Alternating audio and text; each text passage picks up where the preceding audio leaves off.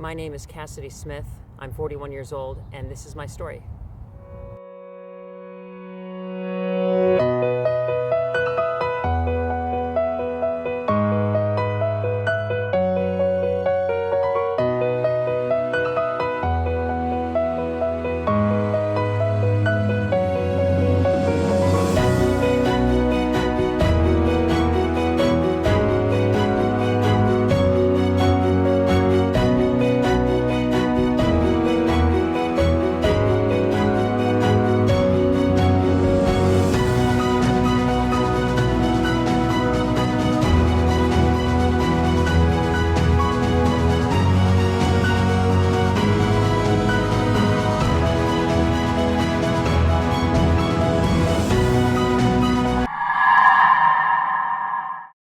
So in 1995, my mom decided that she was going to homeschool my brother and I, and it sounded like a decent idea.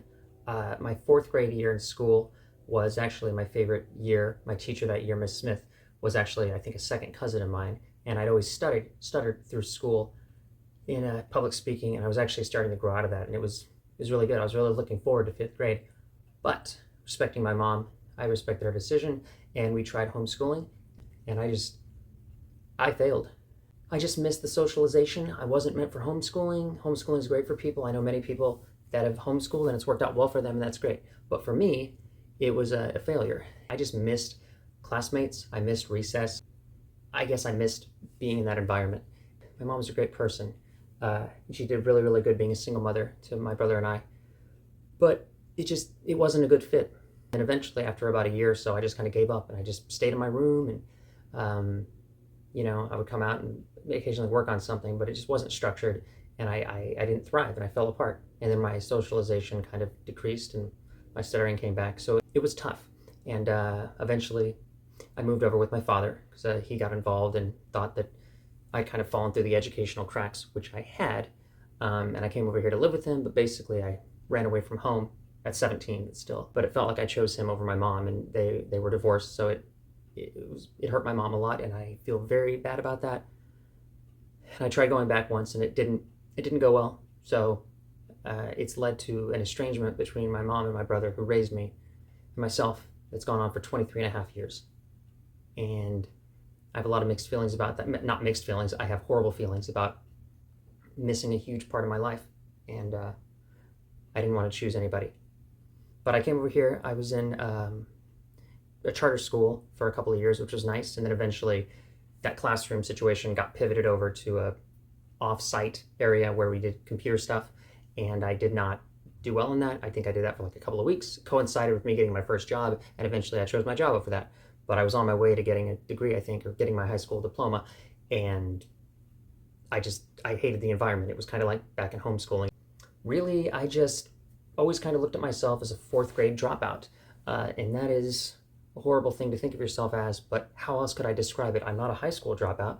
I was taken out of school at fourth grade, fifth grade level, and I just never finished. And I got a job. I did well at that job, other jobs, and just it was always in the back burner. And I knew about getting the GED and things like that. That was kind of like, how could I ever do that? That was impossible. It felt like it was. And also, my birthday's in late May, and so for 20 years, I have absolutely despised that time of year because it's always prom season and graduation season, and it's my birthday, so I'm supposed to be happy, but it's reminding me of something that I didn't experience and I will never experience, and that does lead to bitterness, and that's bad. I just should have told my mom years ago, I want to go back to school. But by that point, there were school shootings happening in the national news and everything, and I was kind of afraid at that point, and like I said, I fell through the cracks. About 2 years ago in 2022, I had a severe case of clinical depression and a breakdown, really, I guess you would say. And I'm still coming out of it, but it was awful, but it put things in perspective, that if you keep running away from your problems, you're never going to run away from them. It's always going to be there, and you got to kind of turn around and face them. And I decided in 2023 that I was going to get my GED. I was going to try.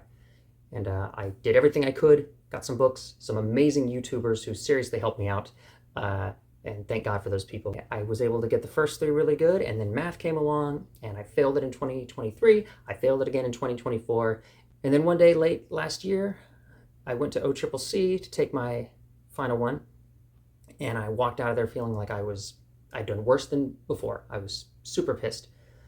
And then I get an email saying you passed. And that was shocking. And it's a weird feeling. It's a strange feeling, but I printed it out and I got it. And it's a good feeling. And for the first time in my adult life, I do not feel like the least intelligent person in whatever room I'm in or whatever group I'm in, because that has been with me every day, always. No matter how successful I have been or not successful, whatever has happened, it's like, well, yeah, that's nice, but this is the alternate timeline. You know, I was supposed to be in school, and it leads you to not appreciate things and people that you should appreciate because it wasn't supposed to be that way. But now that I have this, I think it was supposed to be that way, and I'm grateful for every experience, even the sad, awful ones, but there's so many more good ones. And I don't know if there's a moral to this story, but I just needed to get it out there. And, you know, it's never too late. I guess if there is a moral, it's that it's never too late, and it's tough and it's not easy, but it's worth it. Whatever it is you're putting off trying to accomplish it, it's worth it. And I don't know where my future goes, or college, or any of that stuff, which is crazy to even imagine that that's possible. But I mean, I think it is. I know that I am not a fourth grade dropout. And that's a great feeling. And at least I get a graduation video. So thank you for watching.